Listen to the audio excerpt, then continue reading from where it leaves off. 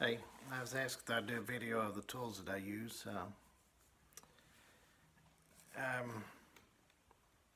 kind of a backstory to it. When I first started napping, I think I mentioned in my first video I did that Freeze Crack got me in touch with a man here locally named Alan Day. I mean, I was lost as to what I should be doing. Not that I'm much further above that now, but I do know a few things. But I had made some tools, just your basic Copperfield bopper out of a piece of broomstick, and just things weren't working for me. So the man locally here that I mentioned, we made some tools. Of course, my main go-to tool probably is my Indirect Stick.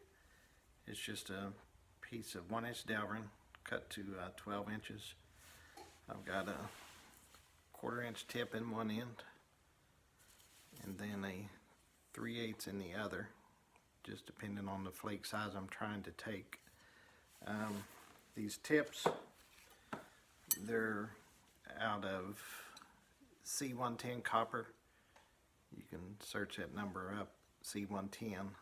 That's just the alloys in the copper that makes it, harder or softer, but the 110 seems to be what everyone uses. But you can buy it by the foot.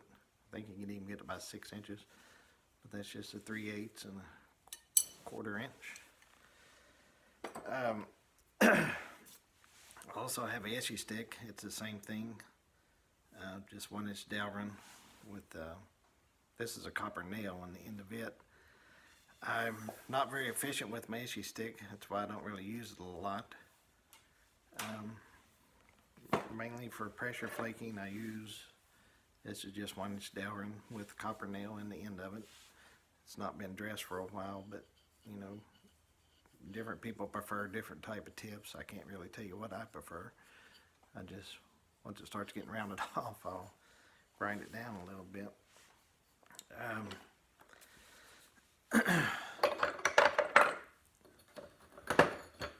The man here locally that taught me a lot of stuff gave me this, I believe it's an inch and maybe 1 1/4 inch. I think it's a little bit bigger than a 1-inch solid head bopper, not solid head, lead field bopper.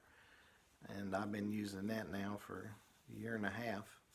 It's quite pitted, needs to be dressed, but I'm not a whole lot on tool maintenance. I know that's probably hurting me also, but that's mainly what I use for my direct percussion. I made these two. They're just copper. This is 3/4 inch copper lead filled, except it's filled with lead about up to right in this area. It's really front heavy. I've got one I made out of 1/2 inch. The handle's long, I know, but I mainly just kind of use this one for trimming, trimming my edge, just so I don't wear other things out. I've got a little, I think this is a 5/8 solid headed bopper that I'll use that quite often.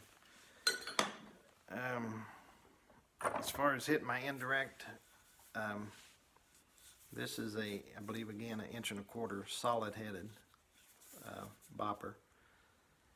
This, along with, other than the tools I told you that I made, I inherited a lot of tools from a man here locally.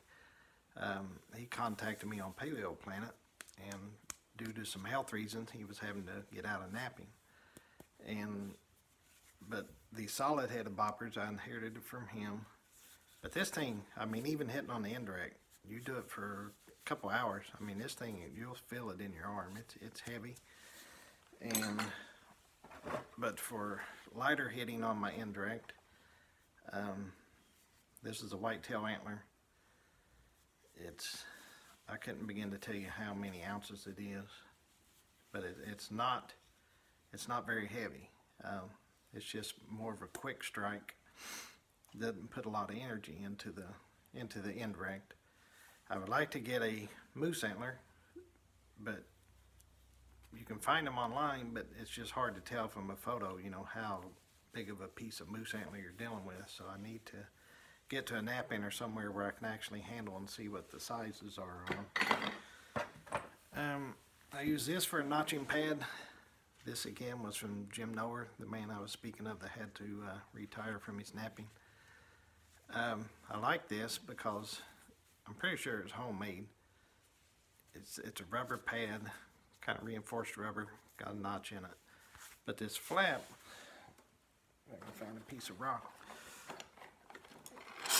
you can kind of put your rock in here and sort of fold that up. I don't even know how I'm trying to hold it. Yeah, like that. You can put your fingers under that flap, and that'll protect you from any flakes going up underneath if you get a longer overshot. I don't usually have that problem with my pressure flaking. I'm just not that good at it yet. But I have had a couple of them go into my tip of my finger. It doesn't feel all that good. But that's my notching pad. I do have one of the rubber notch pads. I've not even started using it yet. I need to get it on a piece of backing. But I do have one of the rubber ones. And a lot of times you'll see me, I'll use just this is just a folded up piece of soft leather. I'll notch into that a lot.